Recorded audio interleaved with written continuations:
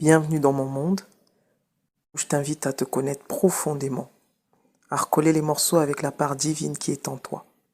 Je suis ici et maintenant pour t'aider à reprendre le contrôle de ton être infini afin que tu vives une vie libre, riche et épanouie.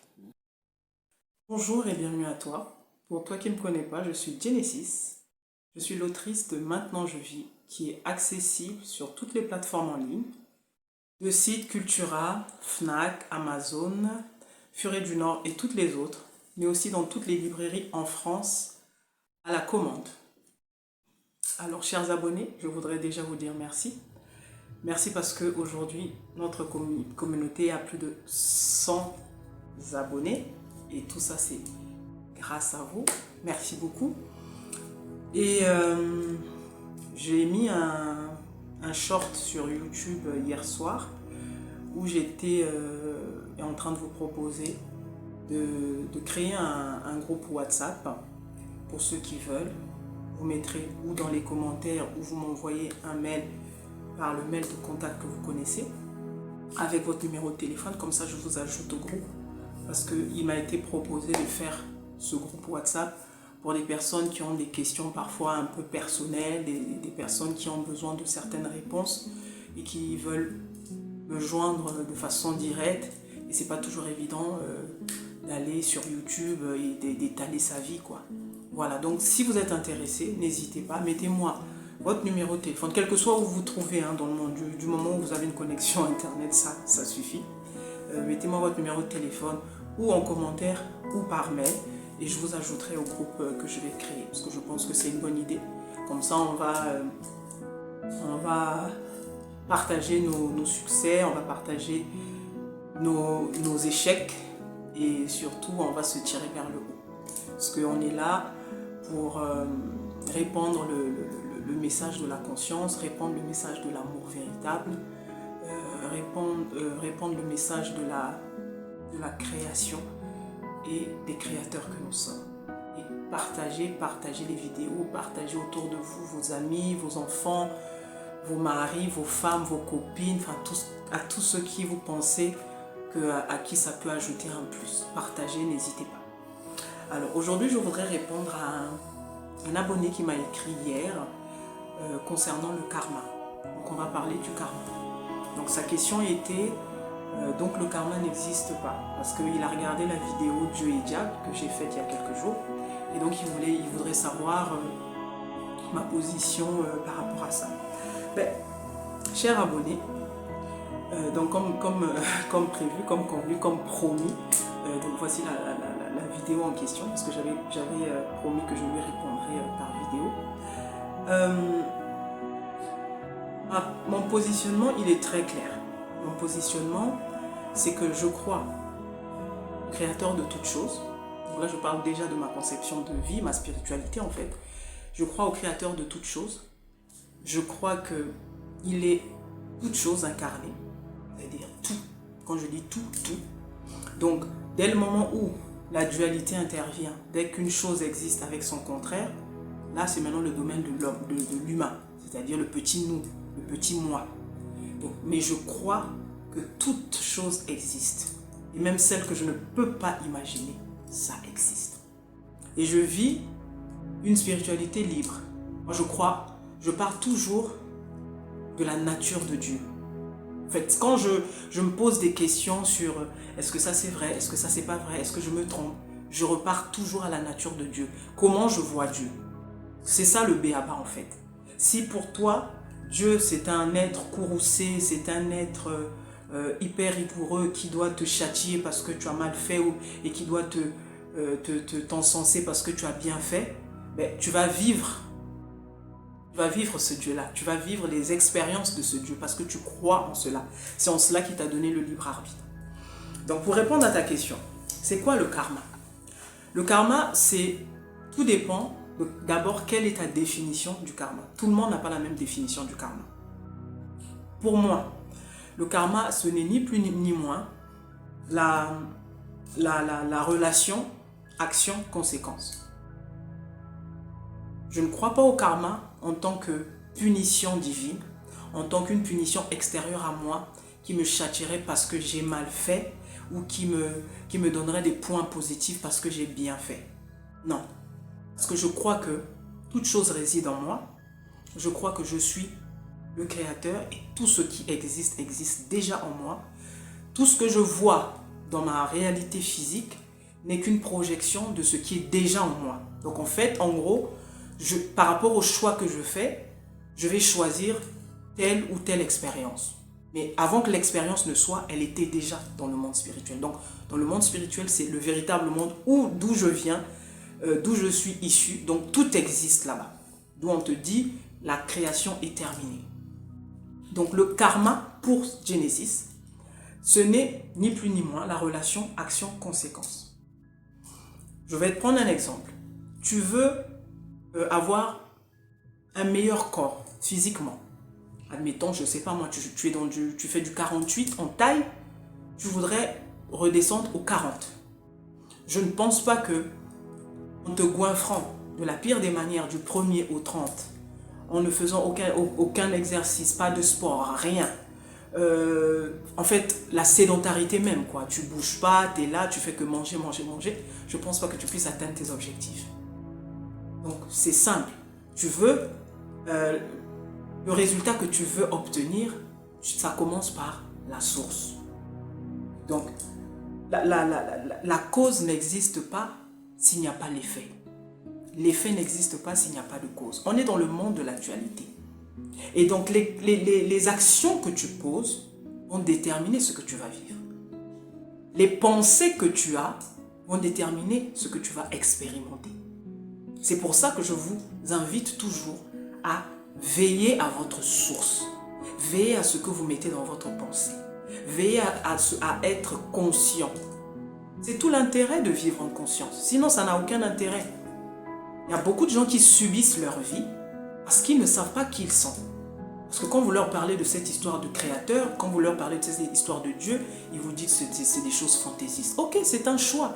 Mais sauf que dans le choix que tu as fait, assume aussi les conséquences.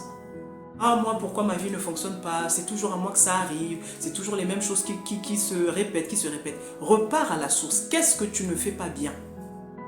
Tu vas changer tes conséquences. Pour moi, c'est ça le karma. Le karma, c'est veiller simplement à être aligné avec soi-même. C'est veiller simplement à être un avec soi-même, un avec ta vérité. Effectivement, si ta vérité, c'est il y a le paradis, il y a l'enfer, mais tu vas vivre cette expérience. Tu seras constamment dans le doute. Est-ce que j'ai bien fait? Est-ce que Dieu m'apprécie? Est-ce que Dieu m'agrée tel que je suis? Est-ce que Dieu m'accepte?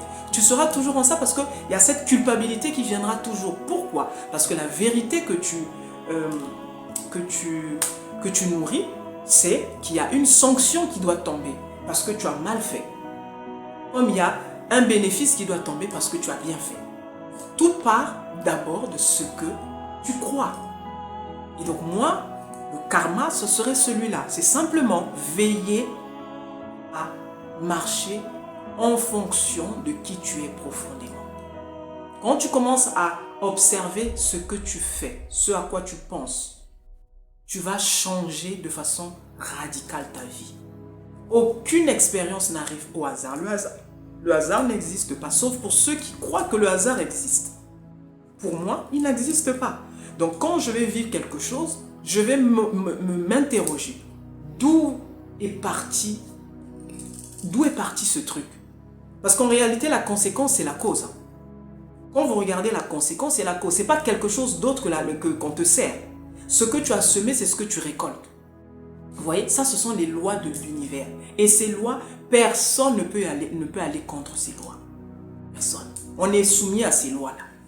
La loi de semer, de récolter, l'attraction, la loi de l'attraction, la loi de la vibration, toutes ces choses-là, on y est soumis. Non, on veut y croire ou pas, ça ne change pas, ce sont des lois. Vous voyez? Donc, quand tu sèmes une pomme, tu ne peux pas récolter une mangue. Donc, il faut toujours repartir à ce que tu as semé.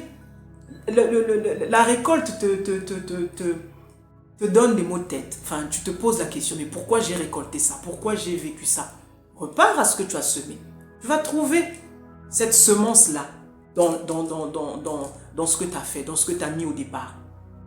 Et très souvent, On veut traiter la récolte sans toucher à la semence. Or, c'est le contraire qu'il faut faire. Donc, le karma, ce n'est ni plus ni moins être responsable. Tu es responsable de tes actions. Ne cherche pas un bouc émissaire derrière. C'est pas parce que papa ne t'a pas mis à l'école que tu ne réussis pas dans ta vie. C'est pas ton père qui est responsable. Tu es responsable parce que tu crois que c'est à cause de mon père que je suis dans cette situation. Et cette vérité est chez toi, est devenue assise, ancrée.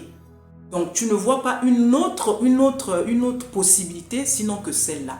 Et tu vas continuer à vivre comme ça. Jusqu'au jour où tu vas regarder autour de toi, tu vas te rendre compte qu'il y a des enfants, des hommes, des femmes comme toi, qui n'ont pas eu de père, qui les ont mis à l'école, mais qui ont réussi. Là, tu commences à te poser des questions. Ah non, et si le problème c'était moi?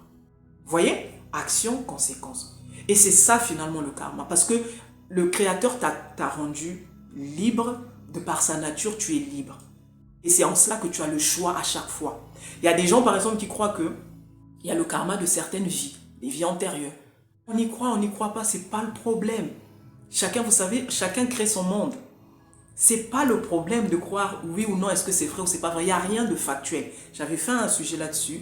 Vous regarderez sur les vidéos, rien n'est factuel, sinon que ce que toi tu décides qui est.